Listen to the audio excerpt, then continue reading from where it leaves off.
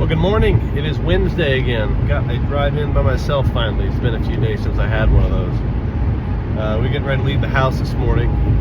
Colton's been driving my truck for a few days because car issues. And he left. And a few minutes later, we were starting the car, warm it up. Saw my truck sitting on the side of the road. Like, interesting. What's going on here? Didn't see him walking or anything. Eventually we left the house and checked on him. It's like, yeah, my truck is parked diagonally in a cornfield. I think he got stuck. Did he swerve because he was messing with his phone? Did he hit a deer and have to pull off? What happened? So anyway, we found his phone. He wouldn't answer his phone. Found his phone at home. So took him his phone. That wasn't the issue. Turns out he had realized he left his phone at home and a few other things or something, and was going to turn around and come back. And instead of pulling ahead, about 1,000 feet into a driveway, he decided to turn around in the middle of a cornfield. This time in Indiana, you cannot turn around in the middle of a cornfield, especially in a one-ton truck in two-wheel drive. My truck has issues that I have not fully addressed. You have to lock the hubs in to go into four-wheel drive. He didn't know how to do that, so we got out there, helped him out, got him back on the road. Lesson learned. Still got to school on time. Tried to use the time to talk about how this is a stressful situation, but it is not an emergency. Don't sit in the car after you've deemed yourself stuck, which is fine. You got to give up at some point, especially with no communication. Don't just sit there and wait. Start walking home. You're a quarter mile from home. You're good. Learning experience, hopefully for all of us. Definitely for him. I hope that he's helpful with that. It's been a good week. Yesterday I was on the Small Business Roundtable panel. Keith invited me. Along with Jim Beebe, Alex Hershey, Ryan Rash, and someone I forgot her name from Jam Promotions, and just talked about perseverance and grit. I think all 5 of us up there, we know that we are just examples. You're not models. Every single person in that room likely had a story or will have a story as they continue on through their life of business or whatever organization they're tied to. And it was fun. I talked first. It's interesting how it's just like I really don't give a care about what people think too much anymore. As I think about it, my answers probably weren't great. They weren't profound, but they're my answers. They're my story. They mean something to me. I had a few people reach out afterwards saying they were glad to hear more about the story. They understand where C2 Consulting comes from now. It used to be Chet Cromer's IT Consulting. And so much of our story is due to letting go. So much of our story is due to not getting caught up in trying to control what's going on. That can be letting go of authority.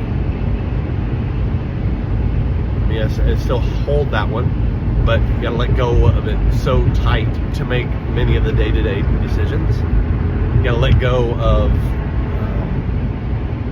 tactical decisions, definitely, and day-to-day, in terms of hiring people better than me to do the things I thought and I think I am good at,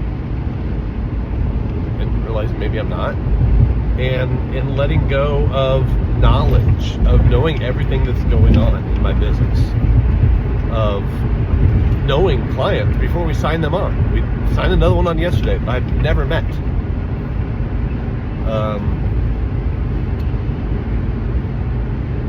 Allowing my other leaders to lead, not just to the point that something fails, I'm like, oh man, you messed up, I gotta pull the reins back in, but letting them succeed, letting them fail, letting them go without knowing if they're succeeding and failing for a time. Letting go. We talked about the next roles in our leadership meeting that we had at work yesterday. I think there's 6 of them on the radar. And it was fun with our team, understanding that these are the roles we need. And I think there's a consensus around that. They're not necessarily these are the job descriptions of the people we want on the team. It's not just this person or this job description, it's this role. Whether that is to take something off my plate like a business analyst, or whether that is to equip all of our leaders to focus more on the intentional, strategic leadership type decisions with an admin, whether it's adding another help desk / maintenance / cybersecurity person. We don't know which of those roles that person might hold, but to lighten the load and allow our team to continue to grow and serve others. Adding a content person to allow us to expand our business. Adding a DevOps and production developer, someone to watch what's in production and manage it, watch it, monitor it, fix it, allow our key developers to focus on the work they need to do each day. Talk about the office space we have and how there may be an opportunity to grow that here in a year. And how that could also even open up our team to having a better place to meet as a team, especially as we grow.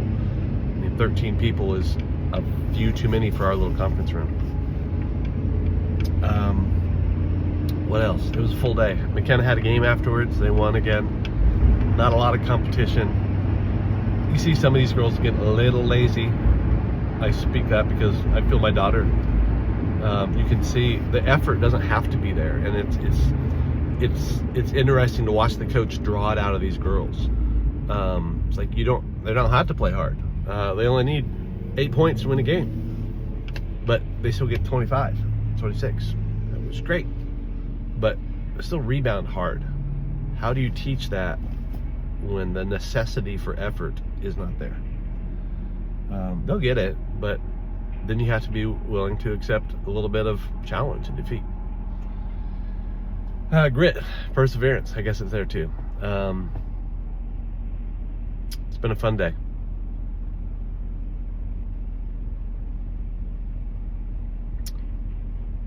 Goodness of God is a song that's on my heart this week.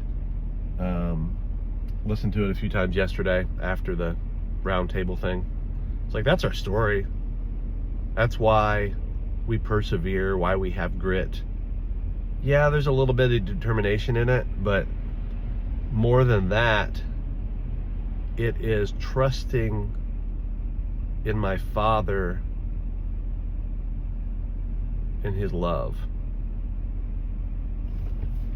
All my life, He has been faithful. All my life, He has been true. Every breath, I can sing of His goodness.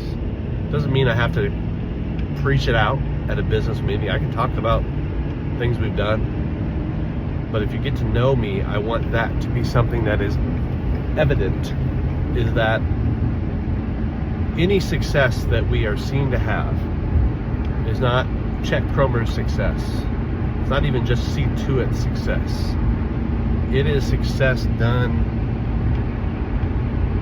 to serve and to love others. And for many of us, with the motivation of being like Jesus and acting out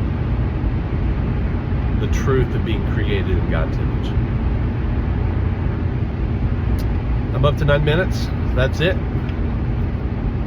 See if anybody watches this, or I don't care. Oh yeah, forgot something. I guess this will be a 10-minute video. I listen to a lot of audiobooks, and it's easy to lose those points.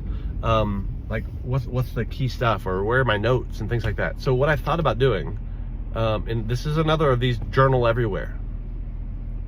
Piles of rocks everywhere. Start a binder and just print out for each book I listen to or even read a sheet to start with the title of the book, maybe full page, maybe not, I don't know.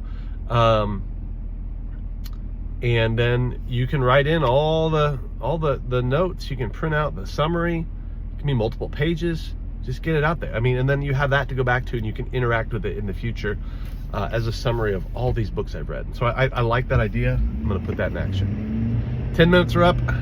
See ya.